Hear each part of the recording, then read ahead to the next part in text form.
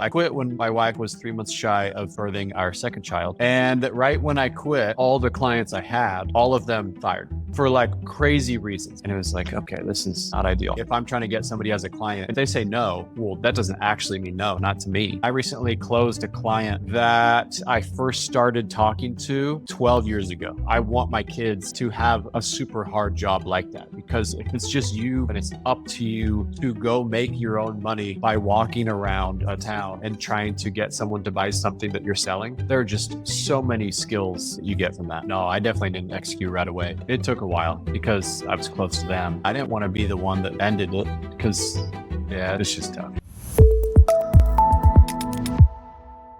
My name is Brandon Doyle, my business. So I have two marketing agencies. One is called Wallaroo Media. The other is called Arvo Digital. And we're digital marketing agencies focused on the e-commerce space. Wallaroo does everything on the paid side. Arvo does everything on the organic side. And yeah, we work with e-com businesses to help them scale profitably. Okay, so I'm pretty stupid. When you say everything on the paid side, are you talking about like Google pay-per-click, Facebook ads, like anything that's media ad buying related? Yeah. Yep. Okay. Yeah. So yeah, Google, Facebook, TikTok, Snapchat, Twitter, podcasts, digital billboards. Yeah. Basically any platform you can buy digital ad space on. Connected TV. Yeah. Okay. Digital ad space, creative, videography, photography, AI generated photography, whatever, all that goes with it. Yeah. That's the Wallaroo side. And then Arvo is more like email and SMS marketing, search engine optimization, content marketing, social media, that kind of stuff. What's your ideal client look like? An e-commerce brand that is, let's say, between 5 and 20 million in revenue, that range. Okay. And we take them from there and just keep it going.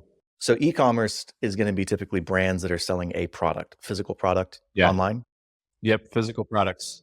Okay, so no education, no courses, no digital products of any kind. No, I mean, we could and we have, but your bread and butter is products. Yeah, 90% of ours is physical products. 90% of our clients, yeah. Give just a brief idea to the audience. How big are your businesses, revenue-wise and employee-wise? Man, I don't do payroll, luckily, so I don't know how many employees we have. I would guess... You can make it up. Nobody's going to know. Yeah, hundreds of thousands of employees. No, probably like 35 to 40 full-time employees, in the US. We use overseas people aside from that. And then revenue, 2024, we'll probably it'll be between 8 and 9. 8 and 9? That's both sides combined? Yeah, both combined. In my head, I kind of treat them as one. Any idea like what the revenue split is from the paid side versus the organic side? It's pretty close to 50-50. So how did you get into this space? Sounds like you have a very targeted business, like e-commerce, paid and non-paid marketing. Most people kind of are like everything to everybody, that at least that I've seen. How did you get in? Yeah, so my parents had a website built for them in good timing, Great Recession and all that. Great timing. And, yeah. Wait, so this was... Tell me their business was like a real estate company?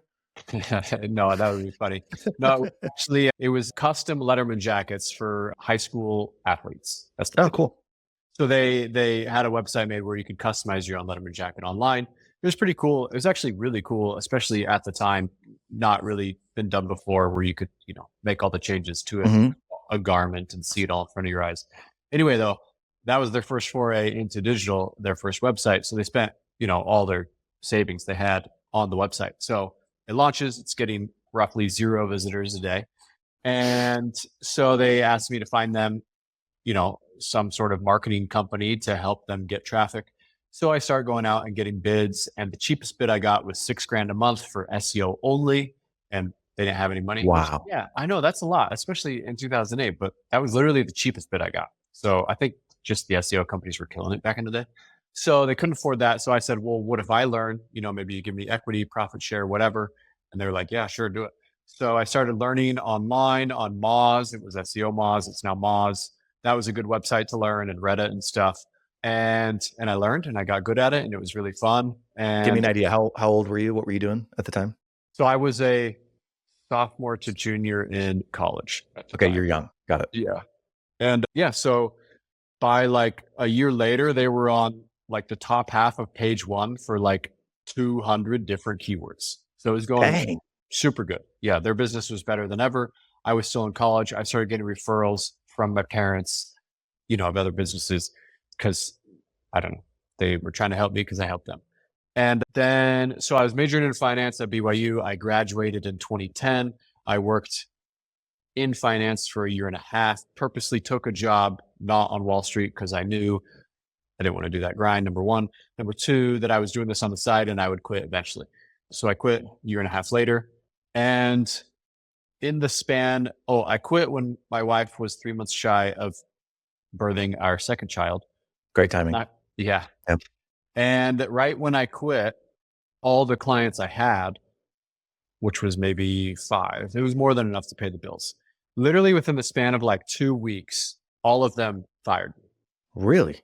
for like crazy reasons. It was like one, the person I knew there, they got pushed out. The other one sold to someone that already had a solution. The other one retired and just shut it down. So it was just like all these random reasons. Nothing was, my fault or whatever. And so, yeah, I had quit 2 weeks later, nothing. And it was like, okay, this is not ideal. So I sold alarm systems door to door in college. Of course So you did. anyway, yeah. Yes. So I went out for like a week, 3 different times during the first 6 months, let's say, of starting Wallaroo to pay the bills, and it worked luckily. And so anyway, that's what I did. That's how it started. I had a co-founder, my best friend that I met at a church camp when I was a teenager. We started this thing, and yeah, 15 years later, we're still doing it. So, Dude, going okay. good. I got some questions for you real quick. Yeah, Your parents' company, is that still around? yeah, it's still around. Yeah, How's it doing? buildyourjacket.com. It's going good. Is it?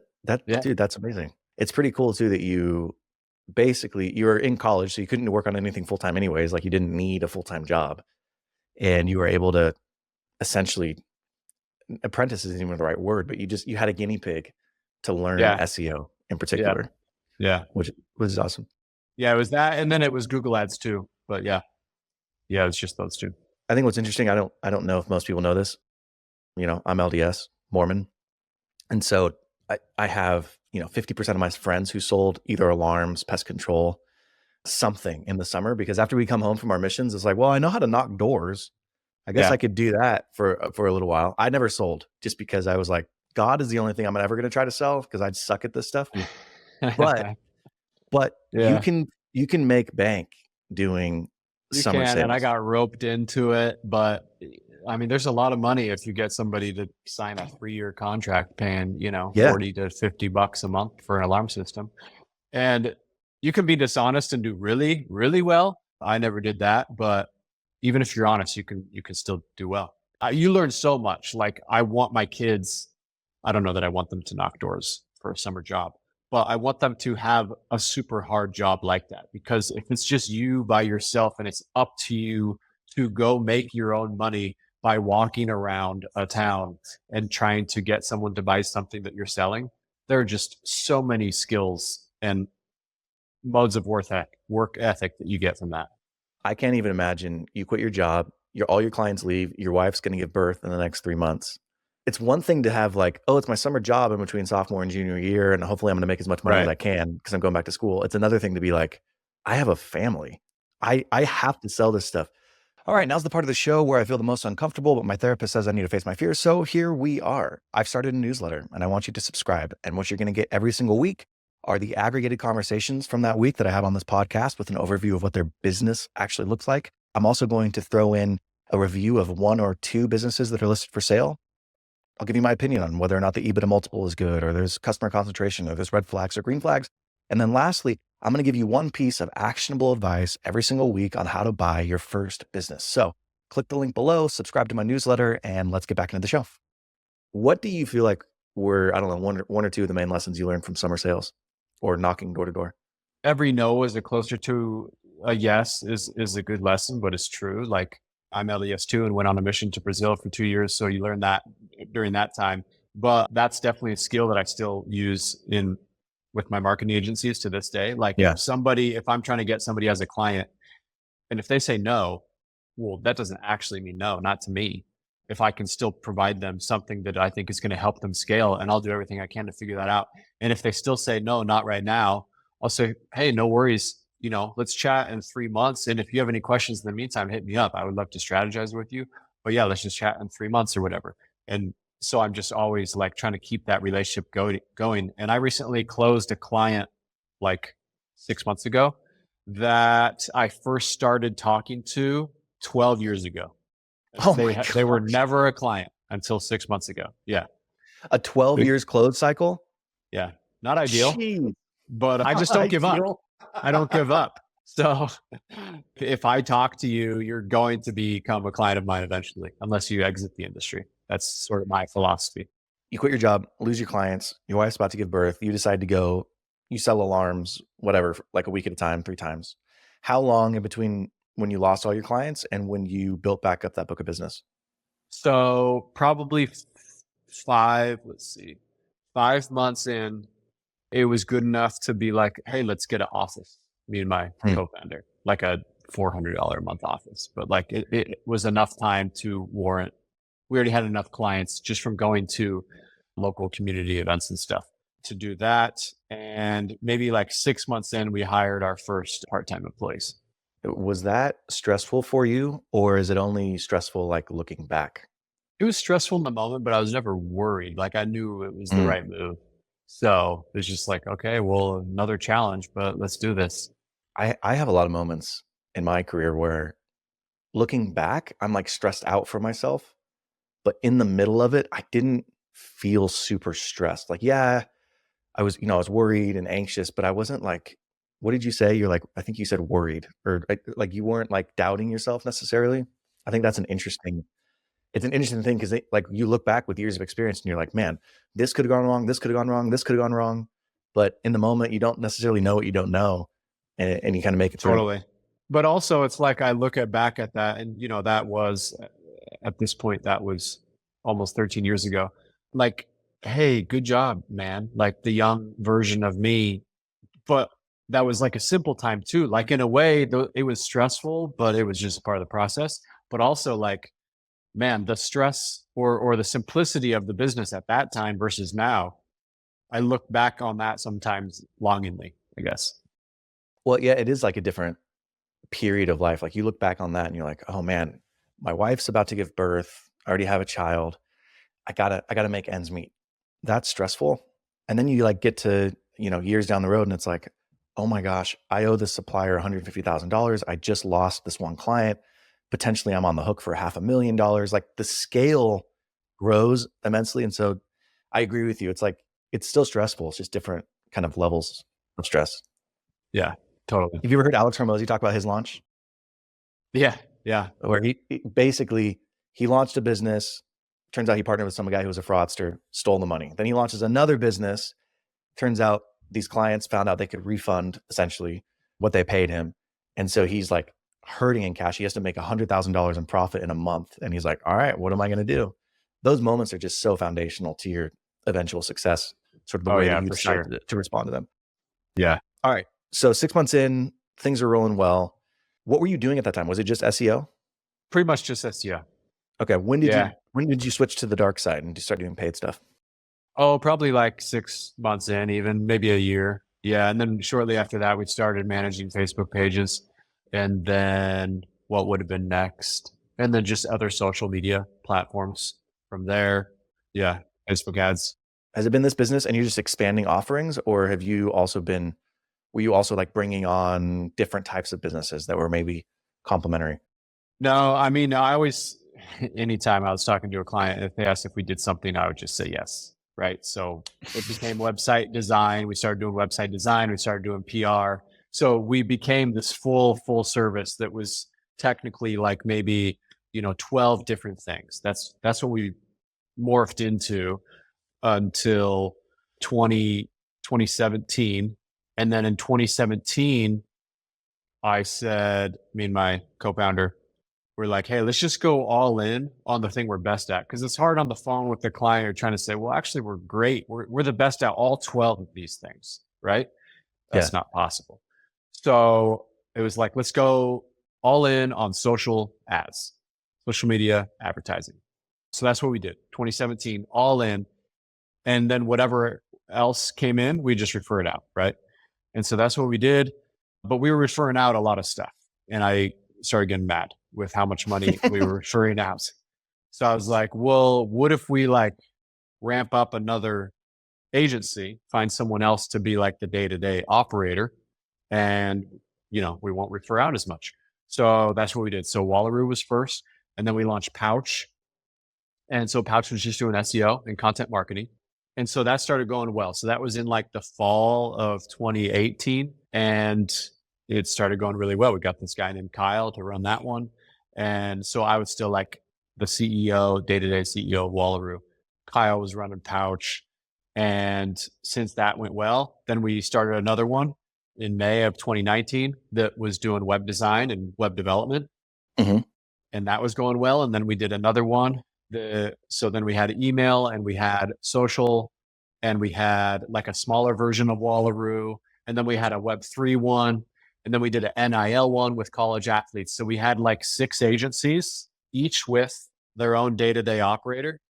And at this point, by the time we got to like number 6, I stepped out of the day-to-day at Wallaroo.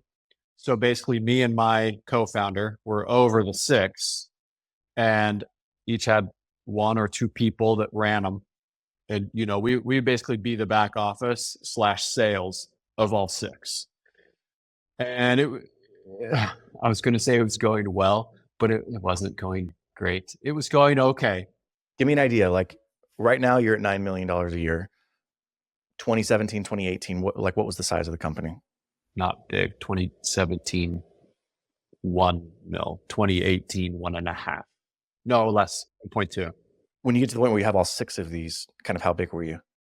Yeah, so that would have been like when by the time we had 6 and then still had 6, would have been like 2021. Okay. So 2021, we had 6 going at one time. And, maybe we got to the point where we were at like, maybe only like 5 million in revenue. Because a lot of them were just getting going. Okay. So from like 2013 or whenever you graduate from BYU, or when you leave your finance job until 2021, you've grown from 0 to a $5 million agency, but you've got all these different service lines, all these different operators. You've essentially built yourself a little holdco is what you've done, even though they're like very complementary services. And it just started to get more stressful, or kind of what was the tension you guys were running into? Yeah. What we found out is it's really hard to find amazing operators. That's very difficult. And because the first time we did it, we did find an amazing operator, we thought it was going to be easier. So we were getting people that we we would get someone that we already knew that was already running something in that industry for years, or at least experienced in that industry for years, and be like, oh, we'll teach him or her the stuff they don't know. But it's hard to teach. It's hard to teach all that stuff that a great operator needs. Yeah. Anyway, it was 1. It became 6. And then towards the end of 2022, the 6, which was eventually 7, became 2. And those are the 2 that we have now, Wallaroo and Arvo, which was the original spinoff Pouch. We just renamed it Arvo. So it's Wallaroo and Arvo. Did you keep 2 operators? Yeah. So there's 2 operators total. And then did you shut down the rest, or did you just essentially absorb them into those 2 entities? Like half we shut down and half we absorbed. Was that hard for you? Oh yeah, because I didn't want to fail. Like I hadn't I felt like I hadn't officially failed yet, period, in business. So to me, that was just admitting failure, both to myself, to my wife, whoever else close to me would know, but also to the operator. Like these people were friends. So it's like, man, I failed you. I'm sorry, but like, we can't do this anymore. What was the moment or series of moments that it was like, dude, we got to pare this down? I mean, it was a lot of time trying to manage and help 6 different companies, all in a similar industry, just doing different things, but also it's just like, it was too fragmented. We weren't making enough money. And, when me and my business partner started Wallaroo initially, it was always like every entrepreneur has their own goals with their life, which is awesome, which is one of the things that makes entrepreneurs entrepreneurs. But ours was always like, we want to run a business and grow a business to have a great lifestyle, to be able to spend lots of time with our families. That was the goal. It wasn't to like get rich and scale like crazy or anything, Sure. which maybe isn't the norm. I don't know, but that's what we chose. And so that was kind of the, part of the impetus of eventually having 6 or 7 was, well, we want to like step away. And we got overeager multiple times, obviously, in trying to achieve that goal. And only more recently have, figured it out, I guess I would say. What did you realize going through that process? Was it that it's hard to manage that many people, or was it that simplicity makes it easier to grow a business? Like what was the ultimate decision point where you said, yeah, it sucks. These guys are my friends, but I got to eliminate this. We got to consolidate because this isn't working. Like, were there any I don't pivotal think there moments? was one. No, there wasn't like one thing. It was more like us sort of seeing everything coalesce at once. It was like, okay, if we're not giving the operator majority equity, which we weren't, we're going to always care about it more than them. Okay, there's one thing. Next thing, it's hard to train a non-great operator to be a great operator. Another thing, agency life is not easy. So you have to also find the person that's totally fine with all the ups and downs of agency life. Another one, it takes a lot of time. Like, it was just like us kind of realizing all these different challenges all at once after having done it for 1.5 to 2 years.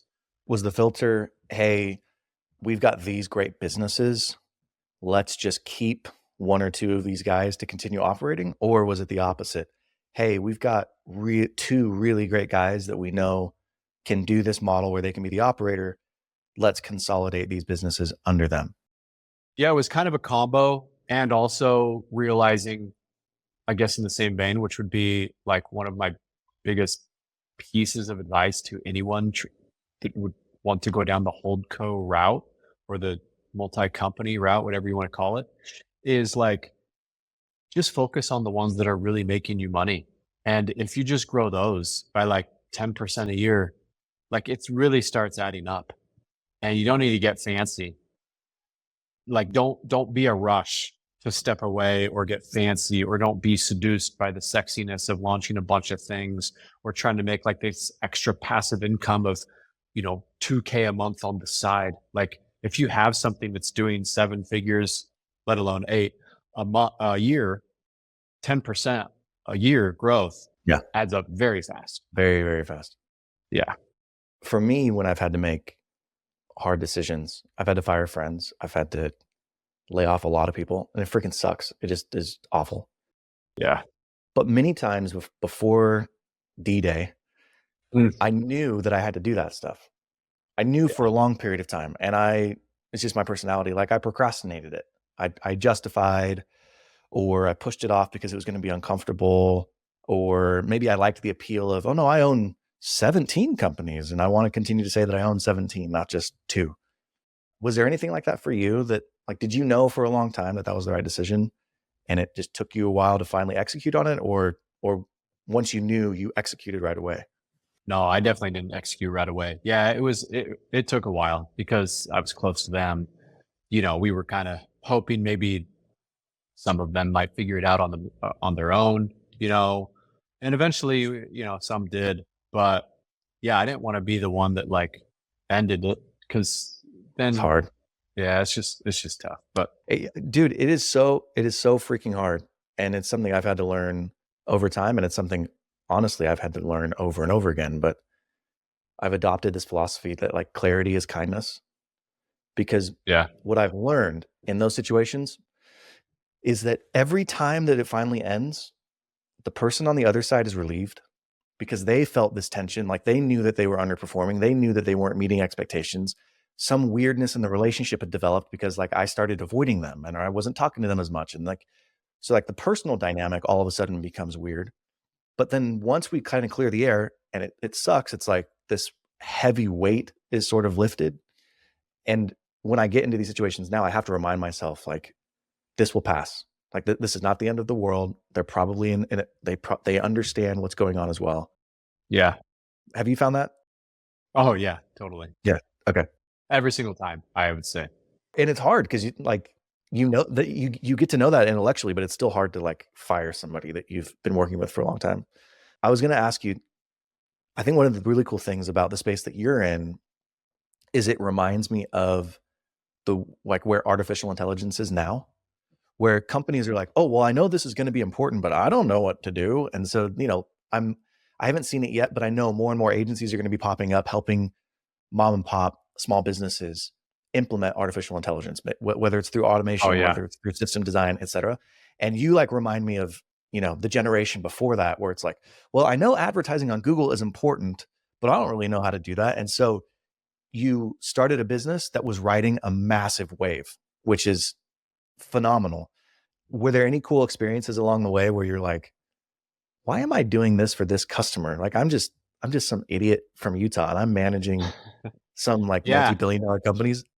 I mean, no, to first piggyback off what you were saying, I think I heard it recently on a podcast. Maybe it was they were quoting Paul Graham, but he was saying how the market is the most important thing that Yeah. sort of determines the livelihood The of your success of your business. business. Yeah, Yep. yeah. And yeah, that's very true because we were in a market that was growing really fast. Now AI is that market.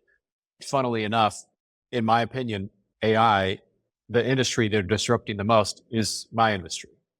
Because what can AI do the best right now? Write words and make images, which is like most of what we do, right? Yeah. So we're really working hard on the back end of everything we're doing to either implement AI to supercharge what we do and in the quantity of production, or just make things way cheaper and Mhm. therefore pass those savings along to our clients and try to be a leader that way. Anyway, that was a little bit of a tangent to your question, which was what was your question again? Yeah. You were riding this massive wave. Oh And yes, yes. what I've noticed is that when riding those, you get put in situations where you're like, I have no business being here. How am I having a conversation with this CEO, or how am I running this ad Yeah. campaign for this company? I was just wondering if you had any of those moments. Oh yeah, I would say I've had many, but on like both sides. So like we've done awesome campaigns for, so like the NBA and Gatorade partnered to launch the G League, and we ran the launch campaign for them. So like being on calls with that was amazing, right? Yeah. I'm a Awesome. huge sports fan, huge NBA fan, so that was awesome. But then also sort of like on the other side, like this is more earlier on, but being on a call with a random dentist from a no-name town in New Mexico that was like mad at me that maybe I didn't write a good enough blog post about their whatever smile reconstructive surgical service. That's like, well, why am I doing it? Like, why me here? So it's kind of like both ends of the spectrum, but the good outweighs the bad. That's for sure. So your company's now, sounds like you've got some operators in place. You and your business partner are serving more as board members and advisors than CEO, COO. Is that fair? Yeah. Yeah. I mean, I guess we don't have any official titles other than founder. How long have you been hands off like this? I knew almost a year ago that now, pretty shortly, I am going to go to Europe with my wife and kids for 6 months. And so me and my co-founder have been sort of just strategizing behind the scenes, like, okay, how's it going to go when I'm in Europe for 6 months? We need to get the agencies ready before I go. So it's not like too much of ripping off of a band-aid when I do go. So anyway, I told them in the fall, yeah, late fall, that was going to for sure happen. And we need to start preparing accordingly. A lot of the things are easier. Like if I do finances, which I did, like getting somebody else to do that, that's not that hard. But partially I'm the face of the agencies, like on Twitter or LinkedIn, and I do a lot of marketing for them, or I help a lot with more the higher end sales. So like figuring out how to get out of that and get the necessary people trained to try to be at my level. It wasn't necessarily operations and fulfillment that you've been doing a lot of. It's been No. marketing, Yeah, awareness, it's more brand. marketing and sales. Yeah. Yeah. Yeah, the ops and the fulfillment I've been out of for a long time. Because how do you handle? I think about that a lot. Almost every entrepreneur I talk to. I want to say every, but I know there's always like an exception to the rule, so I'll say almost. But it's like the goal is, that's the game. It's like, oh, I just want to get to a place where I can be hands off, or where somebody else is running the business, or these guys who are in the ETA space and they're like, I'm going to buy a business and hire an operator, which is always my favorite Yeah. comment. Yeah. It's just like, Yeah. dude, do you know how hard that is? Yeah. But it sounds like you've kind of gotten there. And for most entrepreneurs, you probably followed a similar track where you start handing off the things that aren't your core competency, right? Like maybe Mhm. operations weren't your core competency, but you sort of hold on to the stuff that's the highest and best use of your time, which it sounds like sales, marketing, branding. How have you thought about handing those things off? Like what did you do? How did you start the process of training somebody else up to essentially replace those things? Yeah, I mean that was the hardest part, and I was always the kid in school that like group projects, like I would just do it all because I want to make sure we get an A. So that's how I am in business and was, I guess. Especially if it's something that if it's like I know that I can affect the top or bottom line the most or the fastest, then it's like, well, I'll just do it. Like I don't need to try to Yeah, train why you would you or not? whatever. Yeah. But I got some good advice that was like, well, if you really want to do it, then you have to be comfortable with 80%. Like if you can get somebody else that can do 80% of what you were doing on it, you just have to be comfortable with that. And maybe eventually they'll get to 90. The goal is eventually to get to 100 of whatever you were doing, right? But you have to be comfortable with the 80, and that's kind of what I came to terms with. It's interesting. I've referenced him a few times just because I listened to his My First Million episode most recently. But Alex Hormozy, they're giving him a hard time for not. He's famous for not marketing his companies that he's invested in. Like school.com is the first one that he's ever marketed, and he's like wearing the hat and all that stuff. And Yeah. everybody else, he doesn't promote on social media. And like people like me, I was always scratching my head. I'm like, why is this guy like? Isn't that Yeah. the thing he brings to the table? Yeah. But he said something that really resonated with me, and he could just be making this up, but to me it makes a lot of sense. So he was like, the reason I don't do it is because I don't want to have key man risk in my businesses. I don't want to be Hmm. running these businesses forever. So if I ever Yeah. want to exit and I've been doing those things, the acquirer is going to either discount it because of the things that I'm doing, or they're going to ask me to stay, or like it just creates key man risk and responsibility for me to stay on. And like that comment just totally changed the way that I thought about growing, scaling, building these businesses. Because, and I mean, he's whatever, doing 100 million, $200 million a year. You're at $10 million a year, and you're starting to think about that. That is going to allow you to get to 20, 30, 50, $100 million in revenue a year, because most people grow their business and the cap is at like 5 million, 10 million, but it's because they're not willing to give anything up. They're not okay with the 80%. And so they artificially cap their business. But people like you who are like, okay, I can get okay with the 80%, you will grow because it's not going to be dependent on you. It's going to be dependent on the team. And so that's my Yeah. soapbox. For me, it changed recently. I don't know. Has your thought process changed on that? I mean, yeah, with the 80% thing and then the whole key man thing. I mean, that was the reason why we wanted to also step away, is because agencies are always like a hot thing to acquire. And so we get hit up all the time with either bigger agencies or, PE firms that want to acquire us. And every now and then, well, I take the first call all the time because I just want to kind of build a Rolodex Yeah, for when it is time that we want to sell. for sure. But every now and then we'll go down the road a little more, even though I tell them we're not ready, just to learn, more about the process. And as I've done that, they've always dove deep when I say, well, I don't need to, like when we get acquired, like me and my co-founder, we're out. And they always dive deep to see like, how out are you of it currently? We don't want to acquire something and then have it go down. So that's when we really were like, okay, let's fully figure out how to step away, especially pre me going to Europe. What do we have to do to get it, you know, 100% everything figured out? Did you ever feel like sheepish about it? Like I had operators in place and they'd be running a business, and then, I'm collecting distributions, and I'd always feel like, man, I'm the one getting paid, more than everybody else, but they're the ones who are operating the business. And there was a lot of times where it was hard for me to step away because of that component of it. Was that ever a problem for you? Yeah. And so me and my co-founder just brought on like an official board member to be over the two CEOs. of the two agencies. So he's basically now doing what we were doing, which was weekly calls, monthly, more official meetings and with an agenda, and then a bigger quarterly version, and then helping them. And the guy we brought on is incredible and has tons of experience in M&A and consulting and just that whole world. Anyway, when we brought him on, which was only like a month ago, 2 months ago, because we were paying him a fee, and then he basically gets a percentage of the delta of our valuation where it is when he started a couple months ago to whenever we sell. Oh, rad. That's how we incentivize him, and with a small little monthly thing just for fun. So anyway, when we were talking to him, we were like, yeah, I think because we were talking about the logistics of paying him that monthly part. And we were like, I think we're just gonna, just pay you from our personal pockets. That's what we were telling him. And then he was like, why? And we're like, well, we don't want like the CEOs to think like that we're doing this. He's like, why? Like, you guys, you're the bosses. You own the most. You're the boss. Don't think twice about that. The company should pay me, not you guys. And I was like, oh, he's like, yeah, you shouldn't feel shame. You shouldn't feel bad. Like, it is what it is. And I was like, oh, that makes me feel a lot better. And so only like 2 months ago did that click in my head when he told me that.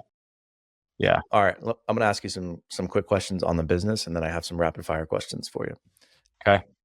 First question is, you're doing, let's just say $8 or $9 million in top line revenue. What does an agency like this typically net? What kind of profit margins do they have? 20% is more like the typical norm. With AI though, it's getting closer to 30 now. Okay. So yeah. And then how are valuations set? Are they It's a multiple? Yeah, it's a multiple of EBITDA. Yeah. So, where we are, it's more like 7 to 8-ish, 6 to 8-ish x EBITDA. Are you trying to get to that like 2.5 million number where you kind of get into that 10x range? Yeah, we want to get to 10 to 12. And ideally, if we can, with AI, be sort of ahead of the game and have some internal stuff built, then we could be on the higher end of that range, and then, yeah, get out of it. That's right. Yeah. All right. What do you love about this business?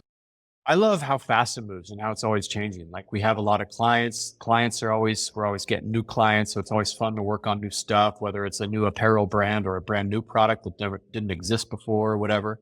So that's fun. But then the services change so fast. Like, Meta ads now is so different than it was even, let's say 2 years ago. Way different now than 2 years ago. And SEO now is changing super fast because of AI. And social media, the algorithms always change. So if you're running, a TikTok page, that's way different than it was a couple of years ago. And then, now Right. like Reddit and Facebook groups are sort of like back and working really well. So it's always something new, and it literally never gets old. So I love that. What do you hate about it? The same thing that I just said. It's a lot of stuff. Like, we have to keep up with a ton. Yeah. If you have 2 hours in your day and you don't have to have any family stuff, you don't have any work stuff, what are you obsessed with right now? What are you spending your time on? I love trying to figure out new ideas that would work in this space, which kind of leads me down other roads. But just with how fast AI is moving, I think that there's so much potential. So I love diving deep on that. What advice would you give yourself, not 10 years ago? What advice would you give your pre-entrepreneurial self? I would probably just say, like, don't, for the entrepreneur version, but pre-entrepreneurial, I'd say don't lose focus. Don't get distracted. We would be at way more revenue if I didn't get distracted with all these other agencies, or if I didn't launch multiple e-com things myself, but sort of half attempt, didn't give them the focus. So those failed. Or even a few years ago, we bought a metal recycling company and just didn't give that focus. So, like, there's just always random things that got me distracted. And yeah, if I would have stayed focused, we'd be way bigger now, I think. I wouldn't trade it though, because I learned a lot, but I would still tell myself that. I always have this conversation with people because usually the advice that they give themselves is I think counterintuitive or counterproductive to where they are today, where it's like, okay, had I not done, the one I get a lot is like, don't be so hard on yourself. And I'm like, but that kind of was what you needed in order to get through Yeah. stuff. So I have this like love-hate relationship with it, but I'm with Yeah. you. Like experience is paramount. I wouldn't trade it, but Yeah. here's kind of some of the advice I would give. I've loved this conversation. This has been awesome. I'm gonna have Chris watch this before it even comes out because I'm like, there's like so many good nuggets of information in here. Where's the best place for people to come find you? Just Twitter. My username is Brandon Doyle with underscore before and after. But yeah, pretty active on Twitter and love to chat. So hit me up. Awesome, man. Well, have a good one, and we'll talk in 6 months when you're back, and we can hear how your experiment went. Yeah. Okay. Sounds good. Thank you. Good luck.